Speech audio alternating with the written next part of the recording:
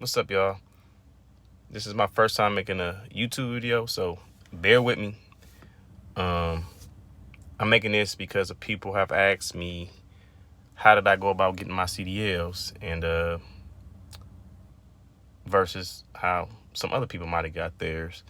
Or I know a lot of people go through companies or schools to get theirs. I tried the schools, and it was like $5,000 for me to come to the school or the technical colleges, or you know even other little companies.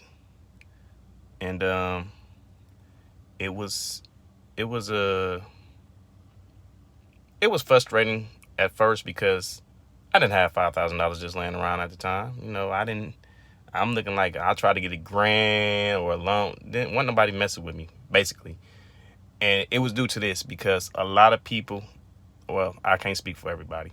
Me, myself, I had made some mistakes out of my life when I was younger. I had felonies. I've been to prison. And once I got out, I wanted to change my life. I wanted to do something better. So I tried to, go through some companies, go through some schools. Wasn't nobody mess with me. The companies wouldn't mess with me because they like, well, your felony ain't 10 years old. And at the time, I think it probably was like 7 years old. I did quite a few years in, but it was frustrating.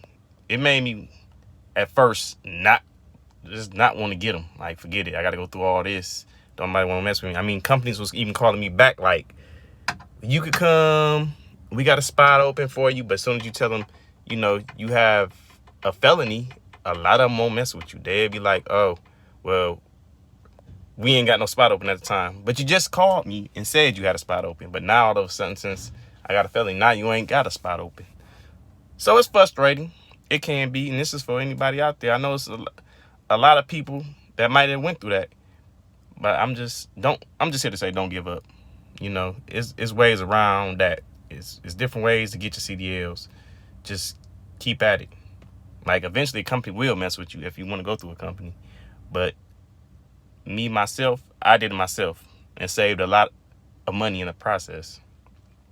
So basically what I did was study for my CDL permit. So I studied. I studied for a minute. Then one day I just got up and said, I'm going to go to the DMV and take the test.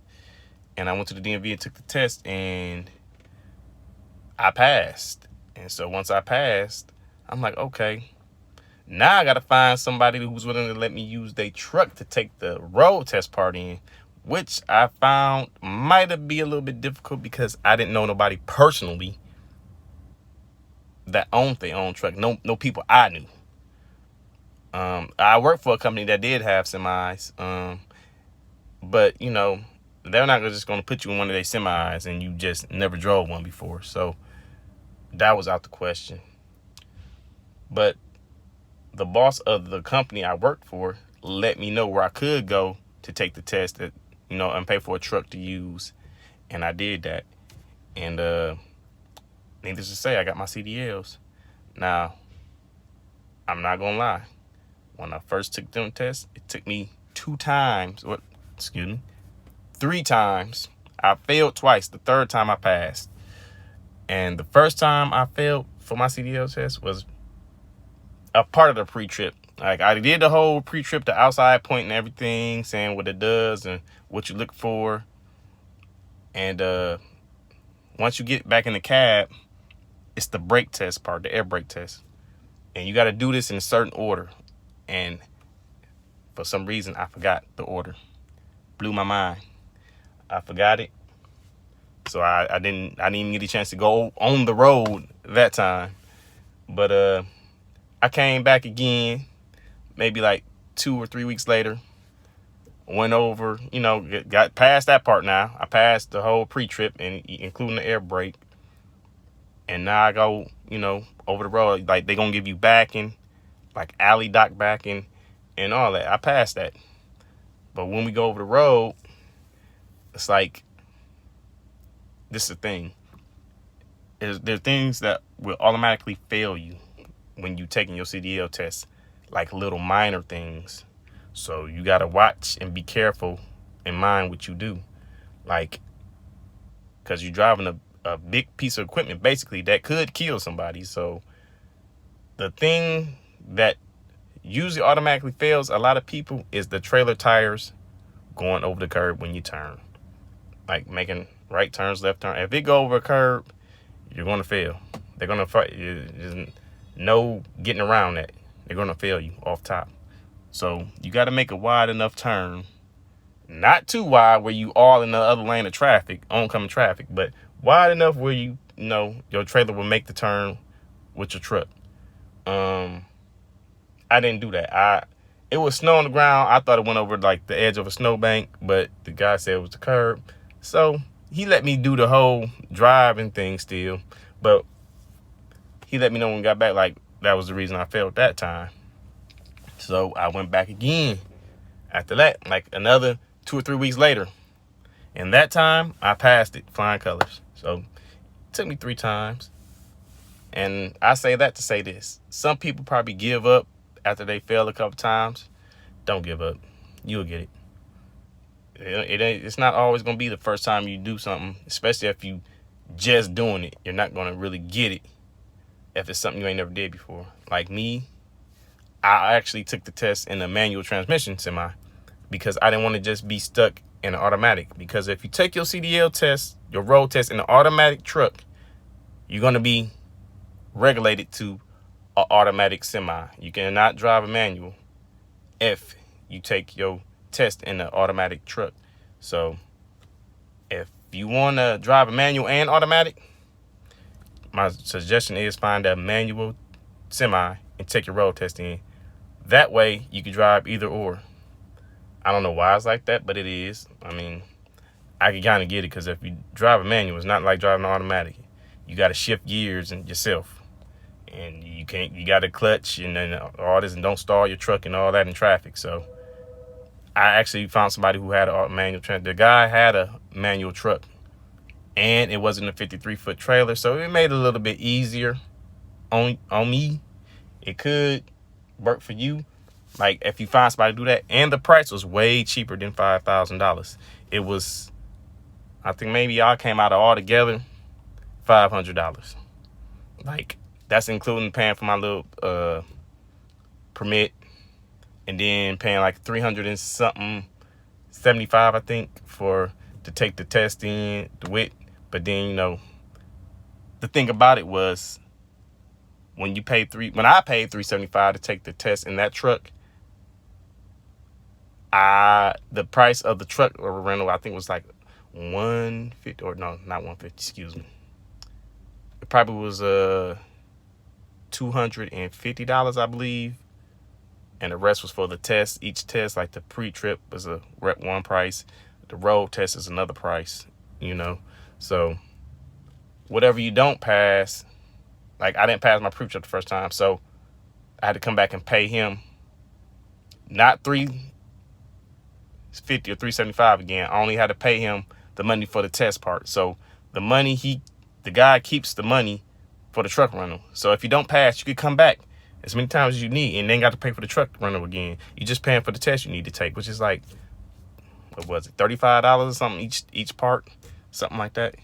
And each time I came back, I just had to pay that little bit of money. So that's why I came out like $500.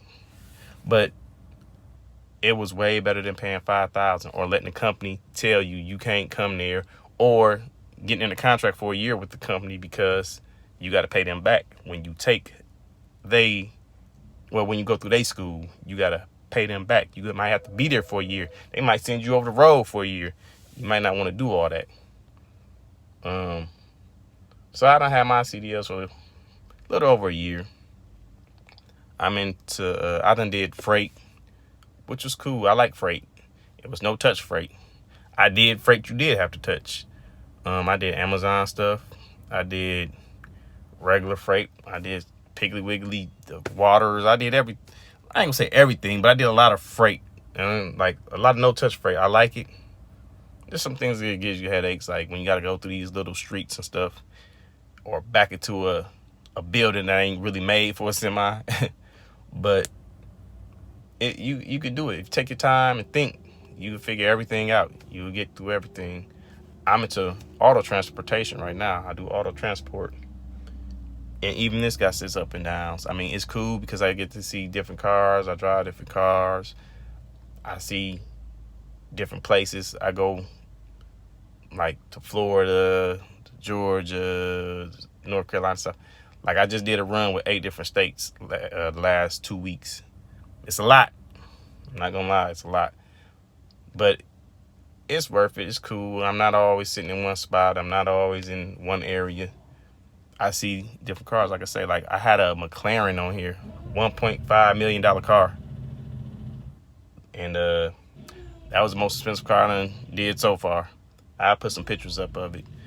But I was just making this video really for the people who want to know how could they get their CDLs if people keep telling them no because of prior convictions, or you ain't got the money to pay for your schooling. You can do it yourself. You can. I know they might got a rule in effect now that you might need more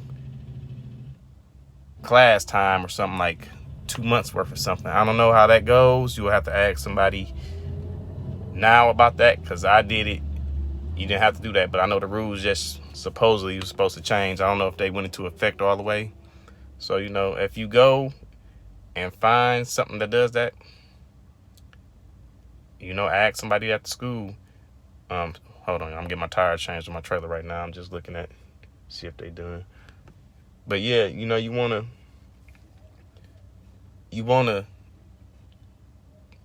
find out as much as you can if you're gonna do it yourself.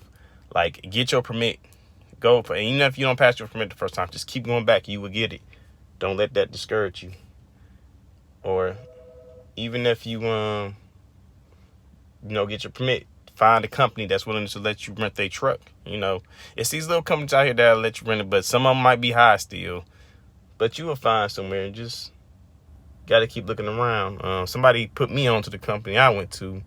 So I'm out of Wisconsin. The company I went to is out of Germantown, Wisconsin. I forget the exact name right now. I'll try to get that to y'all in the next video. But don't be discouraged, y'all. Because if this is something you really want to do, then you would take the time and do what you need to do to get it done. I did, and I love it. My pay is up. I got more pay. Before this, I was driving tow trucks. But I always wanted to do truck driving. But no, like I say, nobody will mess with me.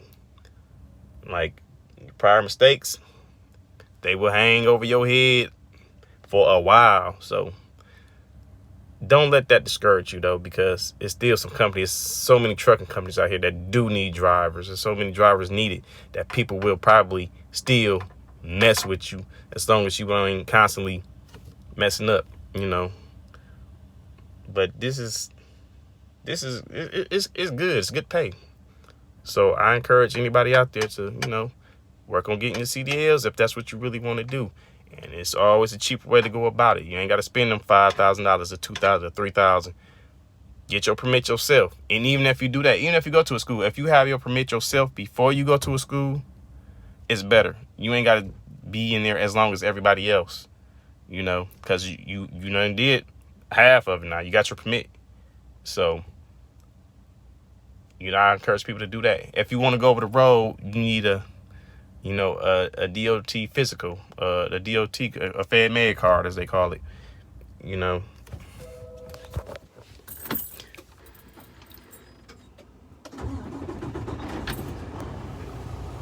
Yeah, you get your Fed Med card, excuse me, y'all. You get your Fed Med card in order to go over the road, they'll put it on your permit. But even if you don't even get that right away, you could always go back and get that added on. Just go up there with your Fed Med card to the DMV and show it to them. And they, tell you, okay, it's on your license or your permit now. That's if you want to go over the road. If you local, like really local in your city or state, you really don't need your Fed Med, but it's always good to have. And so I'm about to pull up out of here, y'all. Till the next time, if you have any questions, ask. I'll try to answer them for you as best I could. But other than that, y'all be safe out there.